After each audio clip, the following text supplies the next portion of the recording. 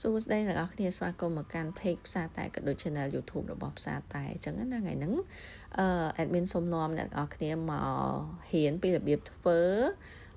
passion ជាមួយនឹងមង្ឃុតដោយសារតែខែហ្នឹងយើងសបោមង្ឃុតជារដូវកាលមង្ឃុតសបោផ្លែអញ្ចឹងណាប្រមូលផលអញ្ចឹងខ្ញុំសូមណែនាំជាប្រភេទ seasonal drink នេះ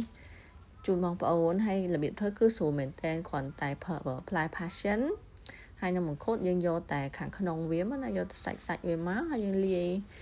បកហើយយើងលាយស្ករបន្តិចទៅតាមចំណង់ចំណូលចិត្តបងប្អូនណាចូលចិត្តផ្អែមដាក់ច្រើនចូលចិត្តអត់សូវផ្អែមដាក់តិចចឹងទៅហើយយើងលាយចូលគ្នាហើយយើងអាចទុកវាចោលនៅក្នុងសីតុណ្ហភាពធម្មតាប្រហែលជាកន្លះម៉ោងអីសិនណាហើយយើងអាចយកមកប្រើការបានហើយអញ្ចឹងសម្រាប់តំណាប់យើងប្រើពាក្យតំណាប់ចុះsauce passion លាយមង្ឃុតហ្នឹងយើងអាច